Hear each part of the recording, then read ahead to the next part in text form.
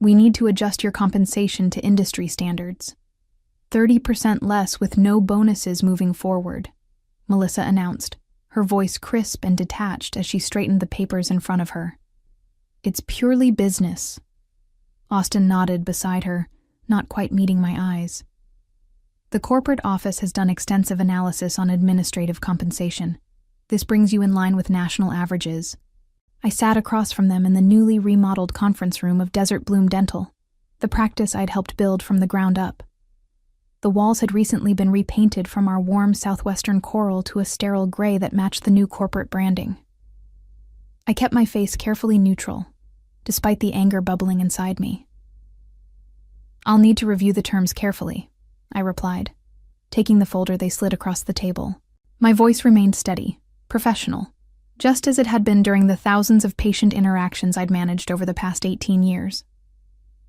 Of course, Melissa said with a thin smile, clearly relieved I hadn't made a scene. We'll need your decision by Friday. My name is Barbara Green, and until 3 months ago, I was the office manager of the most successful dental practice in Chandler, Arizona. For nearly 2 decades, I'd worked alongside Dr. Franklin Hughes, building Desert Bloom Dental from a struggling 2-chair operation into a thriving practice with 6 treatment rooms and over 3,000 loyal patients. When Dr. Hughes announced his retirement last year, the staff had been nervous but hopeful. He assured us the corporate group buying the practice, Southwest Dental Partners, understood the value of our patient-centered approach. They're keeping the entire team intact, he had promised. They recognize what makes us special. What Dr. Hughes hadn't understood was that corporate dentistry operates differently. Numbers matter more than names. Efficiency trumps relationships. And apparently, a dedicated office manager with 18 years of experience could be reduced to a line item on a spreadsheet. As I walked back to my office, I noticed Jessica, our newest hygienist, looking worried as she prepared her station for the next patient. "Everything okay?" she asked quietly. I nodded. Just some administrative changes being discussed. I wasn't ready to share the news yet, not until I'd processed it myself. Back at my desk, I opened my drawer and pulled out the business card I'd received 2 weeks earlier at the regional dental conference. Dr. Nathan Fuller had approached me during the lunch break, expressing admiration for how Desert Bloom operated. "If you ever consider making a change," he had said, "I'd love to discuss some ideas with you." At the time, I'd politely tucked the card away. Now, I picked up my phone and dialed the number. I've never considered myself irreplaceable. After all, in healthcare administration, the goal is to create systems so efficient that operations continue smoothly regardless of who's managing them. But there's a difference between building reliable systems and building relationships. Systems can be replicated. Relationships take years. Dr. Hughes understood this. From the day he hired me, when I was a 32-year-old single mother with administrative experience but no dental background, he recognized something in me that went beyond my resume. "Barbara," he'd said during my interview, "I can teach anyone about dental procedures and insurance codes. What I can't teach is how to genuinely care about people." Over the years, I'd become more than an office manager. I was the face patients saw when they walked in, the voice that called to check on them after difficult procedures, the person who remembered their children's names and college graduations. I knew which patients needed extra time in the schedule, which ones required billing flexibility during hard times, and which ones would drive across town for their favorite hygienist. When elderly patients couldn't drive, I organized transportation. When families struggled financially, I found ways to work with insurance companies to maximize their benefits. When frightened children came in, I had special toys waiting and knew exactly which approach would calm their fears. My desk drawer contained 18 years of thank you cards, not addressed to Desert Bloom Dental, but to me personally.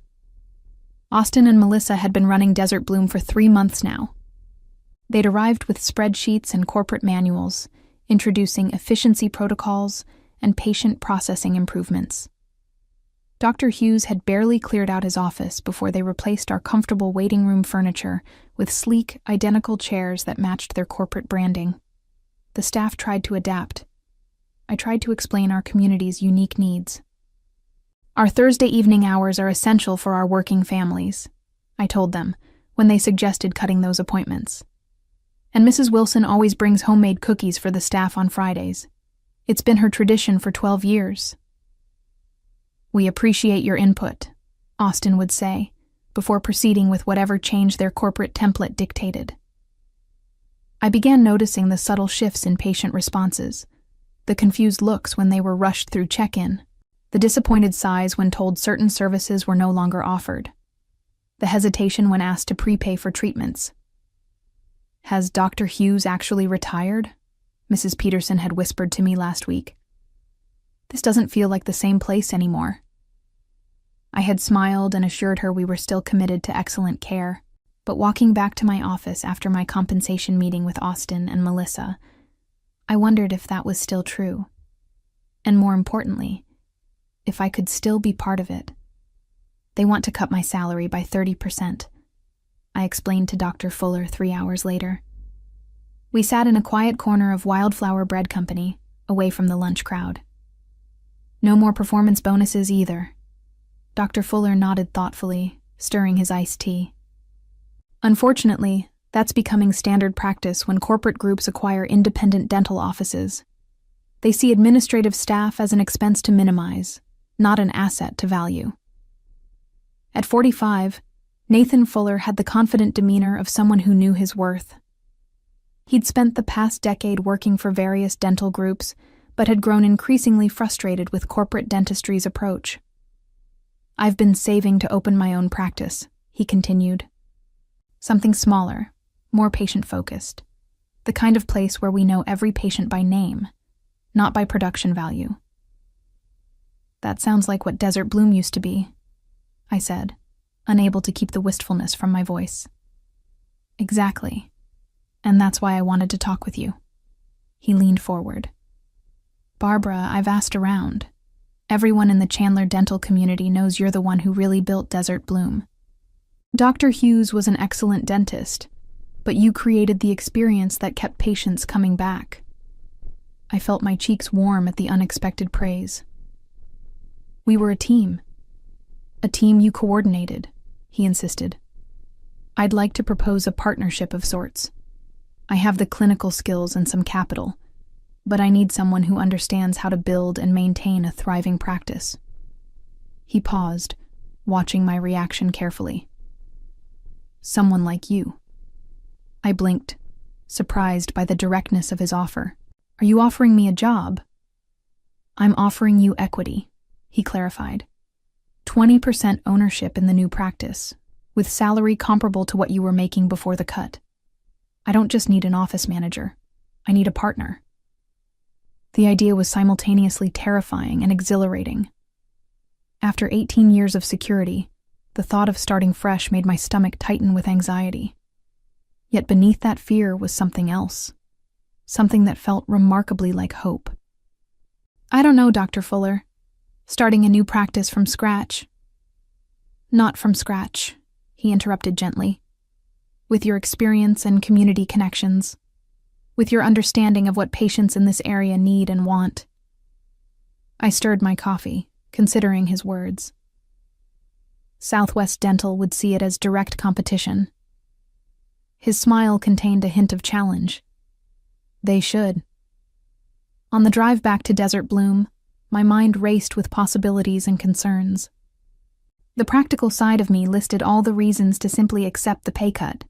Job security, familiar surroundings, no disruption to my comfortable routine.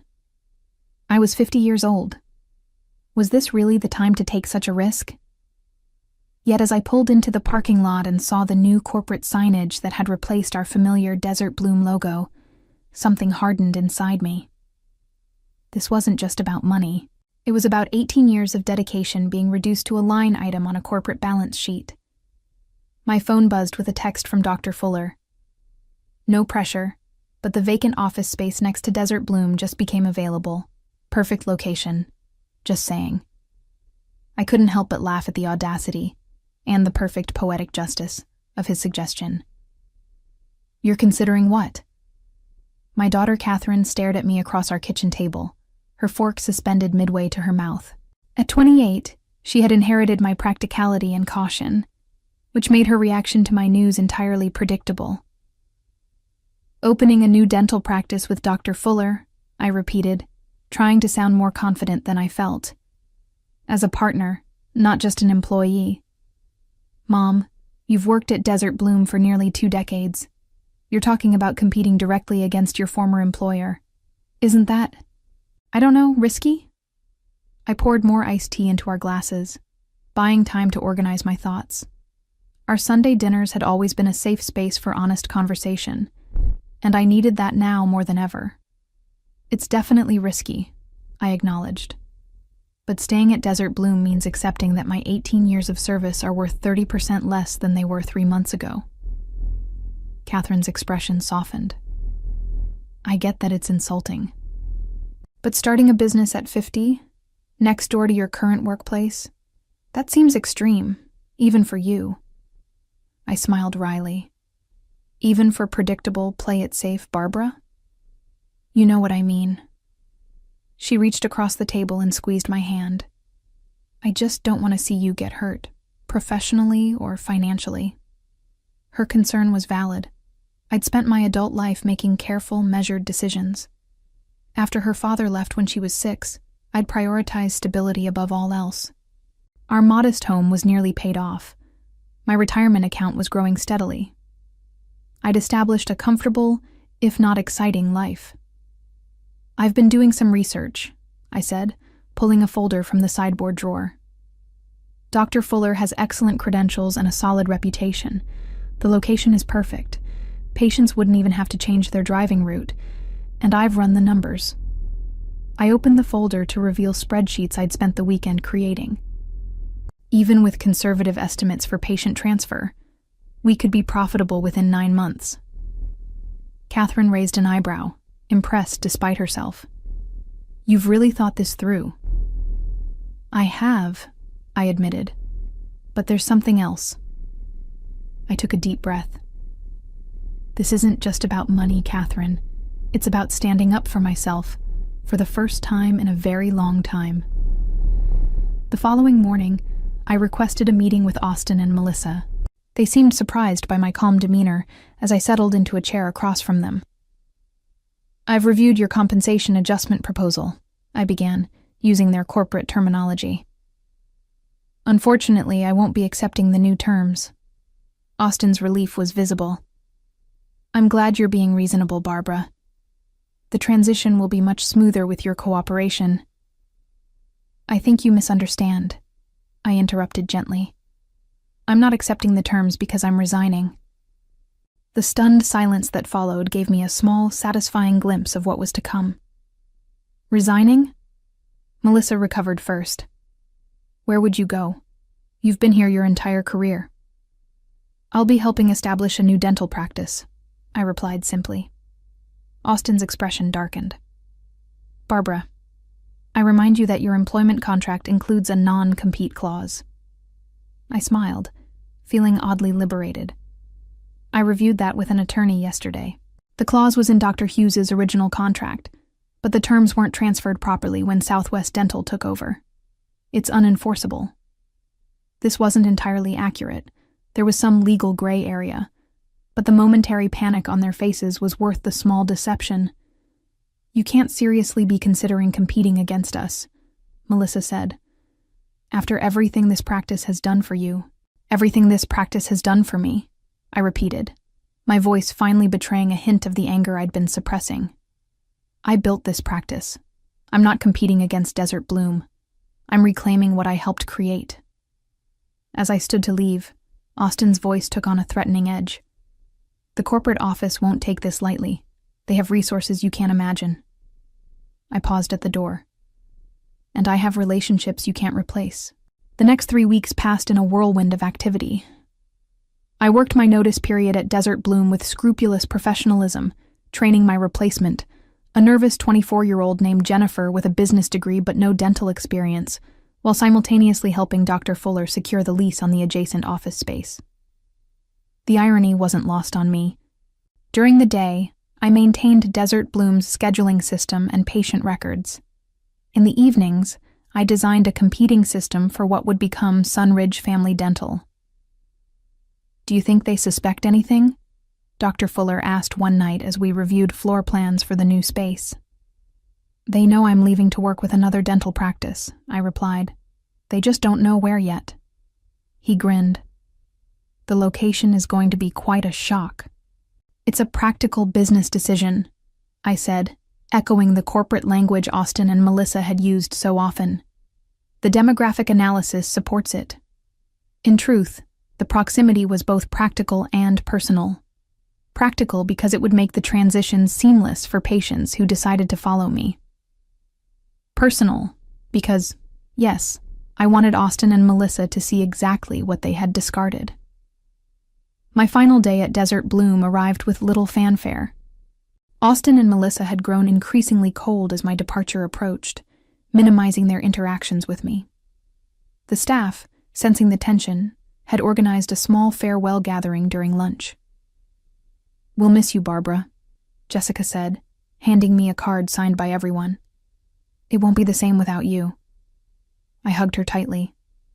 "I'll miss all of you too." I hesitated, then added carefully, "If any of you ever need anything, I'm not going far." Later, as I packed the personal items from my desk, Melissa appeared in my doorway. "Barbara, I hope you understand this was never personal," she said, attempting a conciliatory tone. "The compensation adjustments were based on corporate guidelines." I looked up from the box of family photos and thank you cards I'd accumulated over 18 years. "That's the problem, Melissa. Dentistry is inherently personal. These aren't just patient files. They're people who've trusted us with their health, their fears, and their families for years." She sighed. "The dental landscape is changing. Small practices can't compete with corporate efficiency and purchasing power. Whatever you're planning, it won't work." I closed the box and stood. "Perhaps. But I'm not trying to compete with corporate dentistry. I'm simply offering an alternative." As I carried my belongings to my car, I spotted Mrs. Wilson, the 82-year-old patient who faithfully brought cookies every Friday, struggling with the new automatic doors that had replaced our manual ones. "Let me help you," I said, setting down my box to assist her. "Oh, Barbara, thank goodness," she said, patting my arm gratefully. "Everything's changing so quickly around here. First those uncomfortable new chairs, then that complicated check-in computer." She lowered her voice. "And they told me they're discontinuing the emergency senior appointments. What am I supposed to do if my bridge comes loose on a weekend?" I helped her inside, feeling a fresh surge of determination. "Actually, Mrs. Wilson, I'm making some changes myself. May I call you next week to tell you about them?" That evening, I drove by what would soon be Sunridge Family Dental. The space was still empty, awaiting construction, but the "Coming Soon" sign had been installed that afternoon. From the parking lot, it was clearly visible from Desert Bloom's front windows. My phone buzzed with a text from Catherine. "Just drove by the future office. Bold move, Mom. I'm proud of you." For the first time since Austin and Melissa had announced my compensation adjustment, I felt completely certain I was doing the right thing. Not just for my career or my finances, but for my self-respect. The real work was just beginning. The transformation of the empty storefront into Sunridge Family Dental happened with surprising speed. Dr. Fuller had secured a business loan based on his excellent credit and my detailed business plan, allowing us to create exactly the kind of practice we envisioned. While the physical construction progressed, I focused on building our team. My first call was to Jessica, the hygienist who had seemed most disappointed by the corporate changes at Desert Bloom. "I can't offer corporate benefits yet," I told her honestly over coffee. "But I can promise you'll have time to actually talk with your patients, not just clean their teeth." "You had me at actually talk with patients," she replied, smiling. The new schedule at Desert Bloom allows 15 minutes for scaling and polishing. 15 minutes. It's impossible. Within 2 weeks, I'd recruited Jessica and 2 other staff members from Desert Bloom. I tried not to feel guilty about it. I wasn't actively poaching, just presenting options to people who seemed unhappy with the new management. The real challenge was approaching patients. Ethically and legally, I couldn't access Desert Bloom's patient records or directly solicit their clients. But there was nothing preventing patients who knew me from reaching out once they heard about my new venture. And in Chandler, Arizona, news traveled fast. "Barbara, I saw the sign next door." Mrs. Peterson exclaimed when she called my personal cell phone. "Are you really opening a new dental office with Dr. Fuller, right next to Desert Bloom?" "We are," I confirmed. "Our grand opening is next month." "Well, count me in." When that nice young girl at the front desk told me you'd left, I nearly cried. "It's not the same without you." She paused. "Can you transfer my records from Desert Bloom?" "You'll need to request that yourself," I explained carefully. "But we'd be happy to help you with the process when you come in." Similar conversations happened dozens of times over the following weeks. I was careful never to initiate contact with Desert Bloom patients. But I didn't discourage the calls that came my way through personal connections and word of mouth. 2 days before our grand opening, Austin appeared at the construction site, his expression thunderous. "This is how you repaid Desert Bloom's investment in you?" he demanded, gesturing at the newly installed Sunridge Family Dental sign. "By opening a competing practice literally next door?" I set down the box of office supplies I'd been carrying. "I don't owe Desert Bloom anything, Austin. I gave that practice 18 years of dedicated service. And now you're trying to destroy it. We've already had 68 patients request records transfers. 68. His face had turned an alarming shade of red. "The corporate office is furious." A small, petty part of me wanted to smile at this confirmation that our strategy was working. Instead, I kept my expression neutral. "Patients have choices, Austin. That's how the free market works, isn't it? Isn't that what you explained when you cut my compensation by 30%? He stepped closer, lowering his voice. "This isn't over. Southwest Dental has attorneys on retainer who specialize in cases like this." "Cases like what, exactly?" Dr. Fuller appeared behind me, his tall frame imposing despite his relaxed tone. "A dental practice opening in a commercially zoned area. Patients exercising their right to choose their healthcare providers.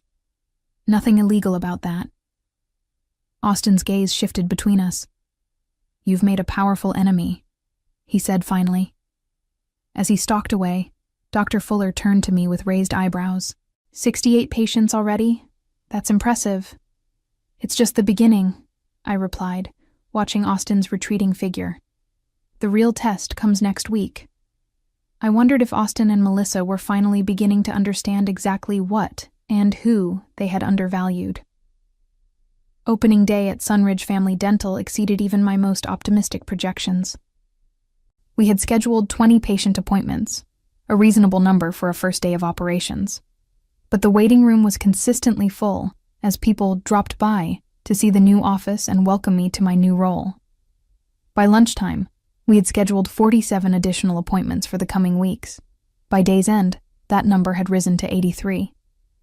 "This is unprecedented," Dr. Fuller said as we reviewed the day's numbers. "I've never seen a new practice generate this kind of immediate response." I smiled, thinking of the 18 years of relationships that had created this moment. "It's not about the practice. It's about trust."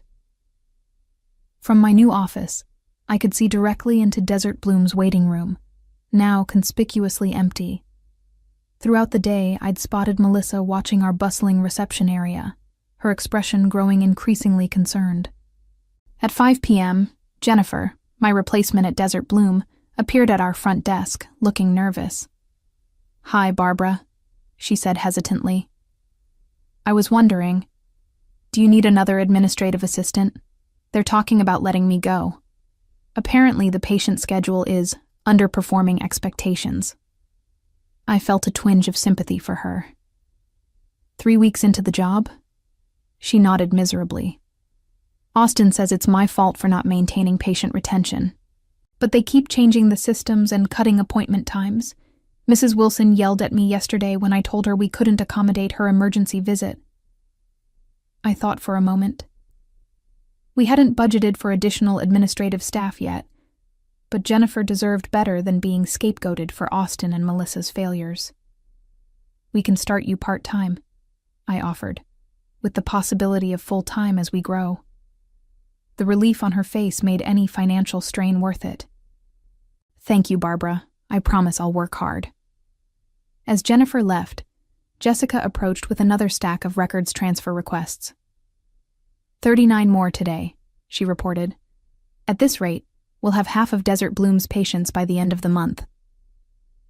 I picked up the stack, each form representing a person who had chosen to follow me, rather than remain with the practice that had decided I was expendable. "It's not about revenge," I said, though the satisfaction I felt suggested otherwise. "It's about building something better." But watching Melissa's frustrated expression through the window, I couldn't deny the sweet sense of justice unfolding. 6 months after Sunridge Family Dental opened its doors, we had exceeded every benchmark in our business plan. What had begun as a risky venture had transformed into a thriving practice with over 2,000 patients, more than 2/3 of them transferred from Desert Bloom. The impact on our neighbor was impossible to ignore. Through the dental community grapevine, we heard that Southwest Dental Partners was considering selling the underperforming location.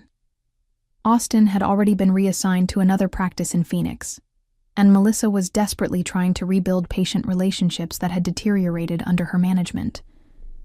"They're offering significant discounts to prevent more patients from leaving," Dr. Fuller mentioned one morning as we reviewed our weekly schedule. "Apparently, corporate isn't happy with the quarterly numbers." I nodded, unsurprised. Discounts won't solve their fundamental problem. Patients don't want to be processed like products on an assembly line. The difference between our approaches was evident in every aspect of our operations. While Desert Bloom now rushed patients through abbreviated appointments, we maintained comfortable scheduling that allowed for genuine interaction. Where they emphasized efficiency metrics, we focused on patient satisfaction and health outcomes. Mrs. Wilson now brought her famous cookies to Sunridge every Friday, and we had reinstated the emergency senior appointments that had meant so much to our older patients.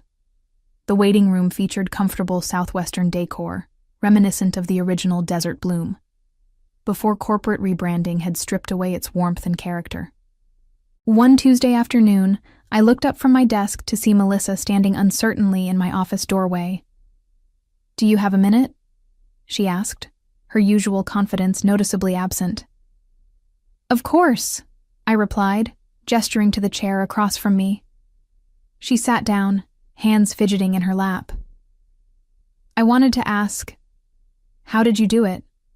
How did you build such patient loyalty?" The question seemed sincere, almost desperate. 18 years of treating people like people, not profit centers," I answered honestly. "There's no corporate template for that." Melissa nodded slowly. "I'm being transferred next week. The regional manager said Desert Bloom's performance decline is unprecedented in the company's history."